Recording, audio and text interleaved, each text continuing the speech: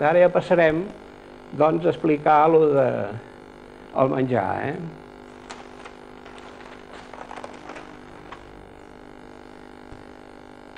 El dibuixant Josep Sequiel ens ha fet un altre dibuix dels seus ratolins. Aquí tenim un ratolí que es diu, en esperanto es diu musso, i un ratolí que és femella, llavors mussino, sempre a la final els femenins amb vino. Musso, mussino. No, al revés, perdó. Aquest que porta la corbata és el musso, és el masculí, i la mussino és el que porta el llaç i que està menjant. El musso està només abegut, però la mussino és la que està menjant. Aquí tenim una sèrie de mots. Culero és la cullera, forco, la forquilla, tranquilo és el ganivet, el verb amb infinitiu és tranchi, vol dir tallar amb ganivet, i l'hilo, sempre que tenim aquest sufix hilo, és instrument. El podem aplicar a qualsevol aparell que necessiti, que representi instrument. Tindrem l'acabament de hilo. Glasso és el got, botelo, botella, tasso, una tassa, pano és el pa, viando és la carn. En esperanto tenim dues definicions de carn. Una és viando, que és la carn que serveix per nutrir, la que tenim pel menjar, i tenim la carn del cos humà, de les persones o dels animals, i llavors és carno. En esperanto hi ha és diferent el que és el menjar que és el que tenim nosaltres en el cos humà. Viando, en aquest cas, és carn de menjar. Fisho és peix, pomo, una poma, piro, una pera, pruno, una pruna, són noms que s'entenen de seguida, pomo, piro, pruno, són molt semblants a la nostra. Lampo, la làmpara, tablo, la taula, telero és el plat, supullo, aquí tenim que supo és sopa. Llavors el sufix ullo és continent, i si la sopa, el que hi ha dintre és sopa, el recipient per contenir la sopa és supullo, o sigui, el que és la sopera és supullo. Pocalo és la copa, limonado és una llimonada, com pot ser això, pot representar això. Llavors tenim les tovalles. Les tovalles són de drap. En esperanto, un drap, una roba, és tuco. Llavors, les estovalles en diem tablo tuco. Llavors, el tovalló també és un drap, però és per eixugar la boca. Llavors, la boca havíem vist, quan fèiem l'anatomia, l'altre dia, el cos humà, vam veure que la boca és buixo. Llavors, el tovalló és buix tuco. El retrat és portreto, portreto és un retrat. Aquí tenim dues frases. Mi manges panon, jo menjo pa. Si, ella, trinques aquon, o sigui, ella beu aigua. Aquí veiem, havíem dit que els substantius, ho veiem tots que acaben en bo, però quan és en una frase que és transitiva, o sigui, que el verb recau sobre alguna cosa determinada, la paraula que rep l'acció del verb se li afegeix una N.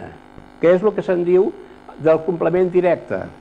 Mi manges panon vol dir que jo menjo i el pa és la cosa que és menjada. Per tant, porta l'acusatiu aquesta. Això serveix molt perquè quan es construeixen moltes frases ens permet la llibertat de fer canvis en l'ordre, perquè jo podríem dir panon mi manges, panon mi manges, però com que la N està en el panon, la cosa menjada és la N. En aquesta frase no hi hauria confusió perquè, esclar, el pa no em pot menjar a mi, però si jo, per exemple, digués mi manges leonon, jo menjo un lleó, doncs sí que podria dir que el lleó em menja a mi. Llavors diria leono manges al mi, cap a mi, min, manges min, em menja a mi. En aquest cas, she trinques aquon, ella beu aigua. Aigua és la cosa que és beguda, per tant, porta l'acusatiu, la N. Això és com quan explicàvem de les salutacions, que en dèiem bonen matenon, dèiem bonen vesperon, bonen tagon, bonen nocton, que posàvem la N perquè és la cosa desitjada. Desitjàvem bon dia, bona tarda, bon vespre, i llavors sempre hem de col·locar-li la N. Aquí explicarem els objectes, tal com havíem vist. Telero és el plat,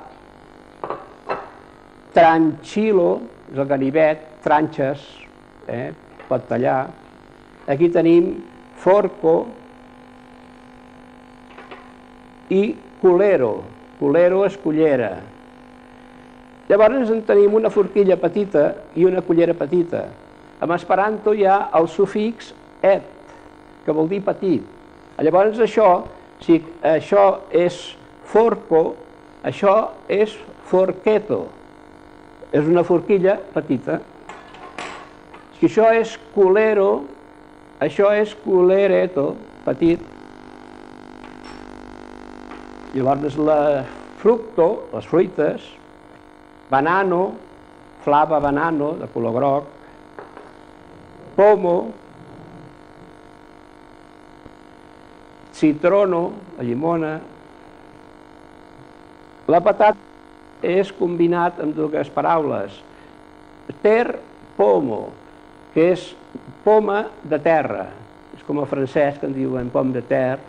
Ter pomo, poma de terra. És la pera. Ailo, all. Cepo, la ceba, són bastant semblants. A la botella hi ha aigua. En la botelo estas aquo. Aquo, aigua. La botelo estas plena. Plena vol dir que està plena. És el mateix que ho diem nosaltres, de la mateixa manera. Llavors, havíem vist que teníem un prefix que era mal per dir la idea contrària. Si la botelo estas plena, la glaso estas mal plena.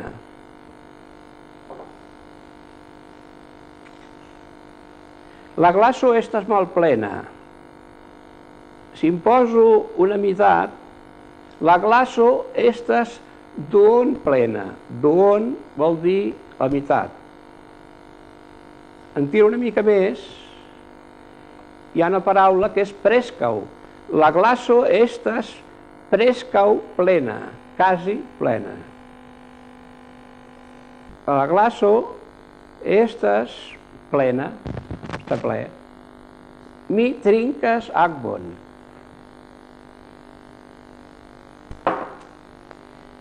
Bé, el proper dia anirem continuant amb altres paraules de menjar. La veritat és que cada dia... Sí, és vocabulari. Cada dia ens millorem, no? A part de les frases, també convé el vocabulari. És molt important el vocabulari, que ja he vist que és molt senzill, però per tenir les paraules mínimes i bàsiques per tenir una miqueta de conversa. De moment és important aquestes petites construccions, el vocabulari, i de mica en mica ja això mateix anirem fent una miqueta més de conversa. Molt bé, Martí, doncs moltíssimes gràcies com sempre per haver-nos introduït una miqueta més, un dia més, en aquest idioma de l'esperanto. Avui la veritat és que hem tingut uns dibuixos meravellosos, eh? Del Sequiel, que el fa molt bé. Molt bé, fantàstic. Ja en tinc un altre de preparat, també. Moltes coses que ens té preparades el Martí Herrero en aquest espai dedicat a l'esperanto.